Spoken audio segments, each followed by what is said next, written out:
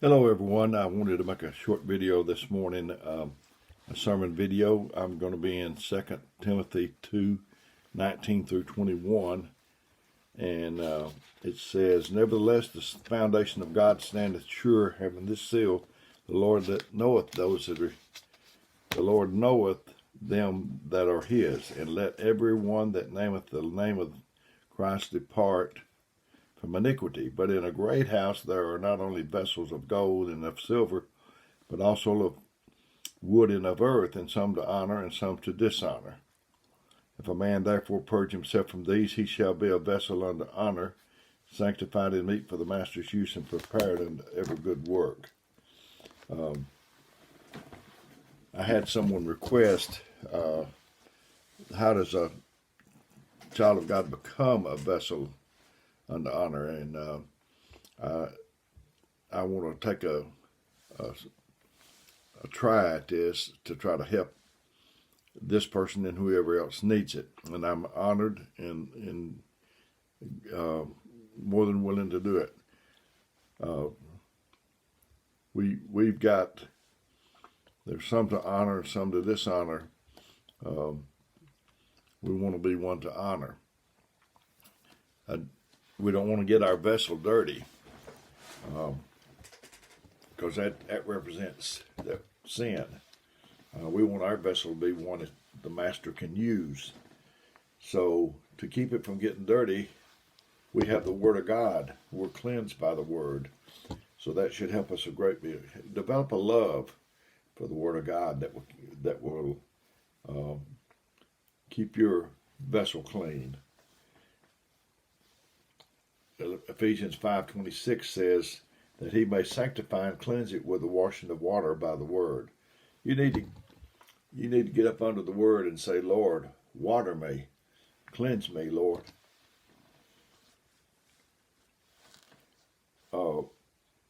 Not only are we washed by the water of the word, a sinner is cleansed by the blood. What's your vessel contain?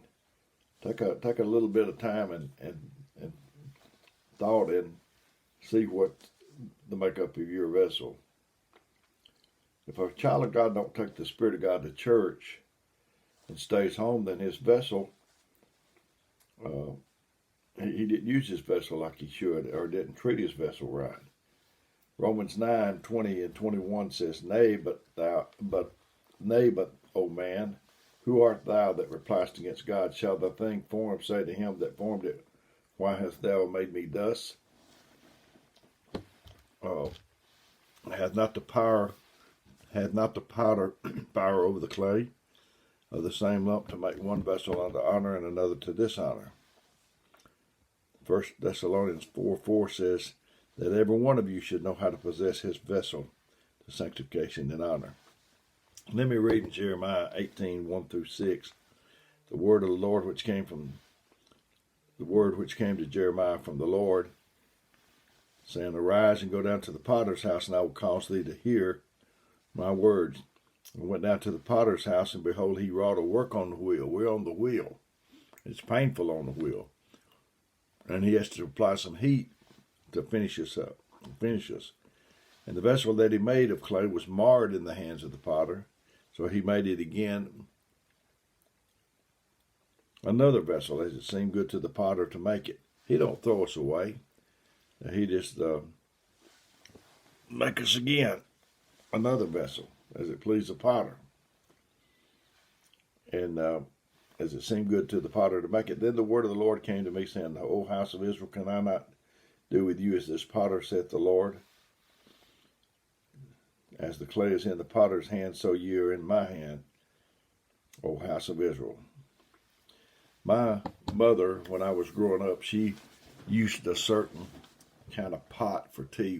That's what we drank, and I loved it. But if I came, now I've been married for 52 years, if my wife, I found one in the kitchen and saw the same type pot my mother made the tea in, and my wife had a plant in it, that's her vessel. She can do with it what she needs to do, or feels like doing. I thought about the woman that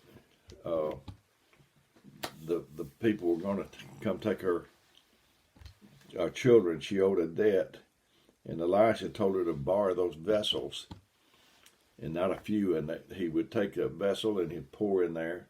This one was empty. This one was full. Now this one's full, and this one's still full. Said he decided to get another empty one. And I wanted to tell you that oil only flows into empty vessels. God only fills empty vessels. If you act like you're full and don't need anything from God, He's not going to give you anything. Today, some people's fuse is between anger that explodes into rage is short. We got road rage and got all other kind of rages. There's forces loose in our culture that have driven anger to new levels. People now live angry. They exploding with their horn, hand gesture, tongue, readily. Everyone knows that explosive substances are dangerous, not only to the targets, but to those who set them off, as well as bystanders. Anger is an acid that harms the vessel in which it's stored more than the person whom it's poured. Angry people are more dangerous to themselves than others. If I had acid in my hand and I said, that brother right there, he done me that way the last time, and I'm going to pour this acid on it, before I can get there, it's eat my hand up. Bitterness will damage your vessel, and we can't have that in there.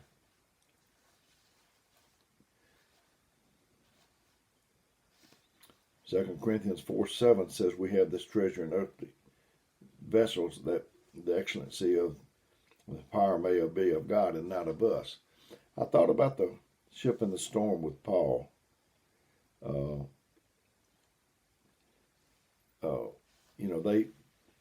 They were in a storm, so they threw everything off overboard that didn't belong on the ship.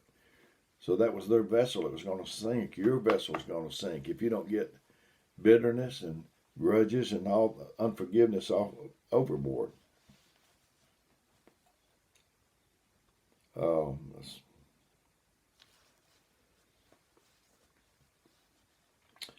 I heard a story. It said a kindergarten teacher had decided to let her class play a game. The teacher told each child in the class to bring along a plastic bag containing a few potatoes.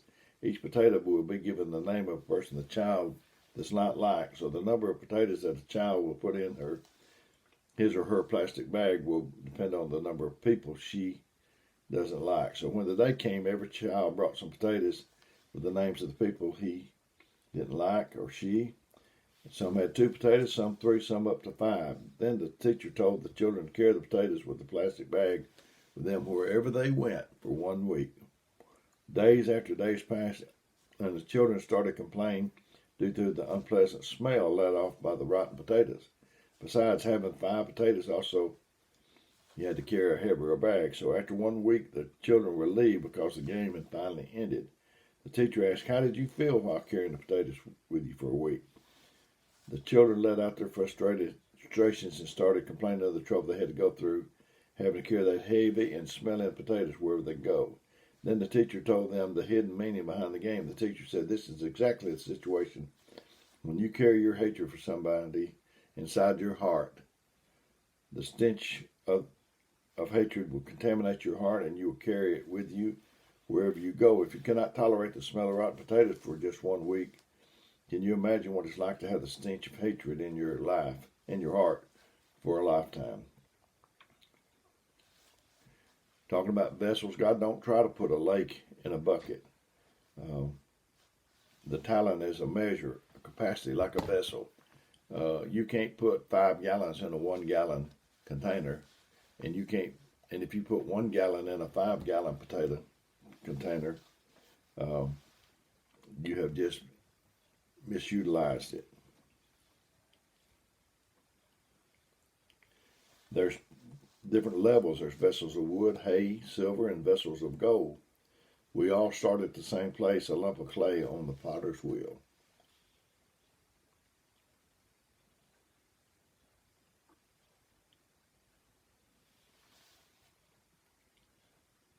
And I remember the story in Daniel where the king, they were drinking wine out of the sacred vessels, and the handwriting appeared on the wall. You've been weighed in the balances and found wanting. So this is a holy vessel. We will be in trouble like they were in this in Daniel's day if we use holy vessels for unholy things. So we need to. And I felt like I was clay on the wheel. It's kind of painful, and you have to be burned in the fire to get rid of the dross and impurities. Heard a story about a man. He was touring a foundry, and they were heating this metal and this big thing, and the tour guide says, "Hey, I got to go right over here. Would you just stay right here? You can observe it, and I'll be back." And while he was gone, the thing got to popping and cracking, and the man was scared. He was afraid it was going to blow. So when the tour guide got back, the man was beside himself, and he said, "Hurry, hurry, hurry! This thing's about to blow." And the tour guide said, "No, it's fine." And he said, "Listen to that cracking, popping in there." He said, "That's the baser elements. They're complaining, so to speak." So that's the way us. Whenever you get tried in the fire, the people that don't have what they need, they start griping and complaining.